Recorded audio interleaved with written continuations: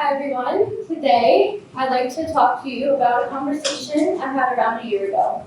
It was around an hour long, and it was with someone on the opposite side of the world in a country I had only ever seen on the news, Ukraine. On this call, we talked about similarities between the US and Ukraine, like how Ukraine has their Independence Day and the US celebrates the 4th of July. We even talked about her favorite TV show, Stranger Things, which really has a global audience, by the way. I mean, everywhere I go, the US, the UK, Ireland, and apparently Ukraine, everyone knows about it. And I think it's something that a lot of people can relate to.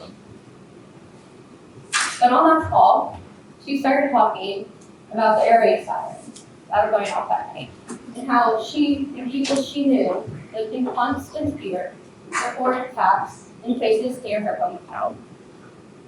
I suppose this topic was inevitably brought up, but what surprised me about that conversation was that for the most part, she was more interested in learning about the similarities between Ukrainian and American culture rather than talking about the war that was ongoing with friendship. I used to believe that in order to form a connection with someone, you had to have some commonality with them, right? Some similarity, like both relate to.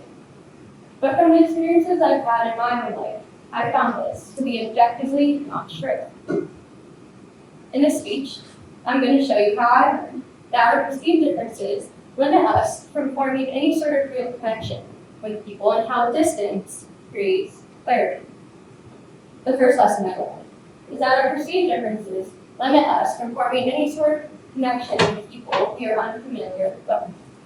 On the news, Ukraine was depicted as a story of conflict and suffering. How could someone whose country was and still is at war have anything in common with someone whose biggest worry at the time was college applications? Right? I mean, really, all the odds were stacked against us from forming any sort of real connection at all. You had different cultures, different nationalities, different languages.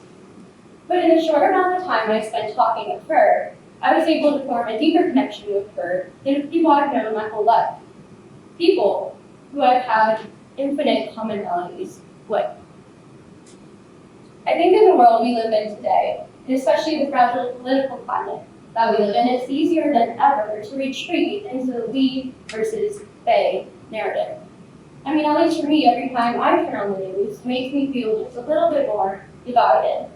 And it almost discourages us, in a way, from interacting with those who are inherently different from us. I want to talk to you about another interaction I've had here in the UK.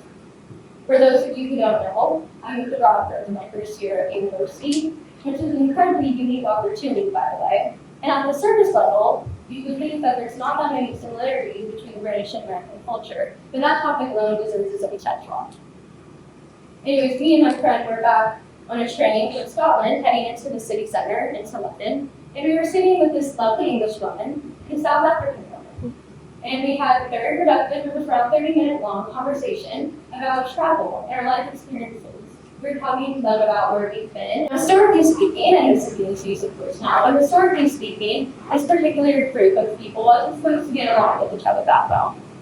But at the end of that train ride, nobody tried to redraw the map or anything, but instead we had a particularly productive conversation about travel, life experiences. As a political science and international affairs major here at Northeastern, a lot of the classes I take, as you would expect, relate to that area of study.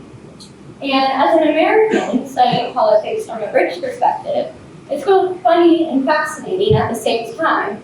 Because as an American studying politics from a British perspective, it's almost like going to the theaters to see a sequel to a movie that you didn't see the original for. You end up walking out of the theater and realizing that the story you had constructed in your head is actually completely different than the story that you just saw on the screen. And now you have to go back and watch the original so that you have a better understanding of the storyline, the characters, the plot. It's almost easier now than ever to retreat into what we feel familiar with, what we feel comfortable with. And I know that's true at least for me. Before I moved abroad and had these experiences, it was really easy for me to live inside this picture I had created of the world. One where there were definite differences that separated me from them.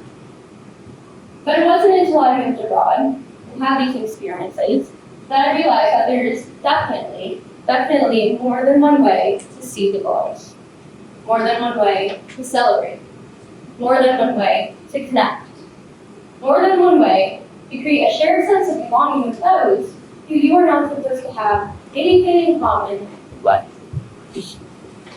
What I want to say is this: you cannot control the vision of the world, but what you can control is your willingness to interact with those who are entirely different from you. Because in recognizing our similarities and recognizing the humanity in one another, we are better able to understand each other as human beings. Sometimes it just takes recognizing that our similarities outweigh our perceived differences in order to do so. Now, I know this is not a new message, and I know that it's probably been heard before. But if there's one thing that I want you to take away from this talk, it is this. It is to not only hear this message, but it is to really understand it. Because I think that is more important now than ever to do so. Thank you very much.